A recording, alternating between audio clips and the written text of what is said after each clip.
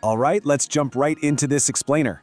Today, we're unpacking a really profound and honestly pretty painful concept: the hidden psychological impact that childhood scarcity has on our adult finances. You know, if you've ever wondered why some people seem literally trapped in a cycle of financial struggle, even when they're trying their absolute best, well, the answer actually isn't just in their wallets, it's in their wiring. We're going to decode this hidden architecture of financial behavior to figure out a cycle that quietly dictates the lives of millions of people. Let's dive right in. Let's start right at the core with this really striking statement from our source material. Take a close look at the phrasing here. It doesn't say why people struggle to make money, right? It specifically says they can't keep money. And that word keep is doing a ton of heavy lifting. It suggests this sort of invisible sieve. Money flows in, but instead of making healthy long-term financial choices, like building up investments or a solid emergency fund, it gets instantly absorbed. We're talking impulse purchases, rapid debt shifting, you name it. This is a real-world phenomenon driven by pure survival instincts, not just a simple lack of income. It really shifts our entire focus from an economic shortfall to a deeply ingrained behavioral loop. And that leads us immediately to the central mystery of our explainer today.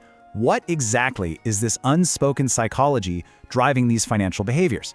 Think about it. If this pattern affects whole generations of people who grew up without financial security, why on earth is it completely missing from mainstream financial literacy? I mean, we always talk about budgeting, we talk about interest rates, right? But we rarely analyze the internal mental framework that gets built when a kid grows up in deep scarcity.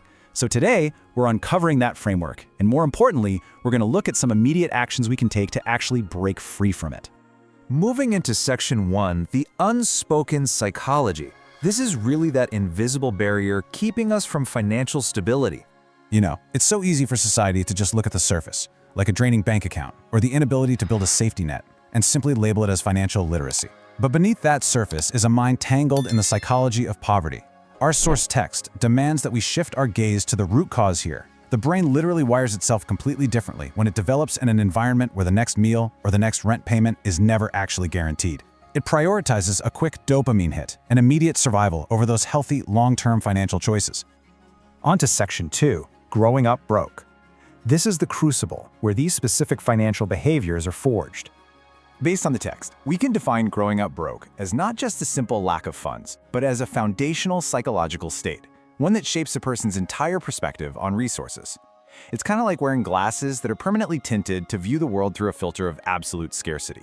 And the crazy thing is, even if you walk into a room of total abundance, that tint remains. A brain conditioned by scarcity might look at a sudden windfall, like, say, a nice tax refund, not as a chance to finally save for retirement, but as a fleeting resource that has to be spent immediately before it just magically vanishes. So we're seeing a direct, incredibly heavy through line here. Childhood scarcity acts as the input, and adult financial behaviors are the output. Now, if it were just those two elements, it would be a tragic but fairly straightforward mechanism.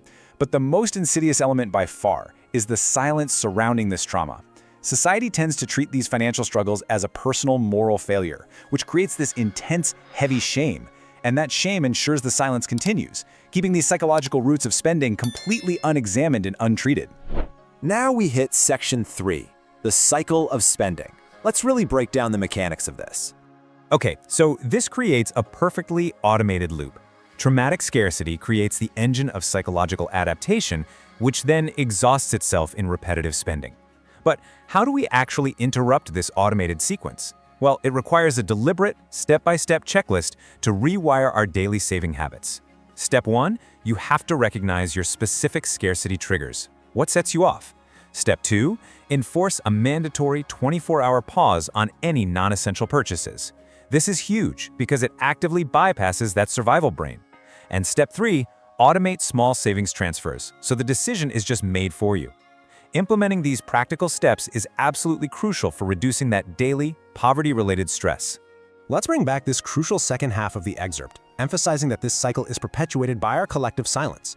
By flat out stating that no one talks about it, the text elevates this issue to a massive societal blind spot.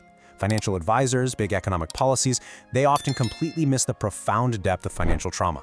Acknowledging this reality isn't just about, validating the past. It is the very first immediate action required to start dismantling the overwhelming stress tied to our everyday money habits. So The big takeaway we can distill here is that without addressing the psychological roots, breaking this behavioral loop is practically impossible.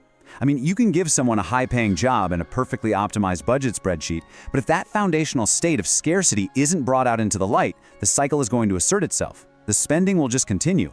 Breaking the loop isn't just about earning more cash, it's about actively replacing those knee-jerk survival responses with conscious, daily financial habits that actually soothe that underlying panic of scarcity. The psychological dictates the practical. If everything we've mapped out today holds true, then poverty isn't just an empty wallet, is it? It's a profound, lasting psychological injury. So I'll leave you with this. Is it simply easier for our society to blame an individual's spending habits rather than confront the deep, systemic trauma of growing up broke?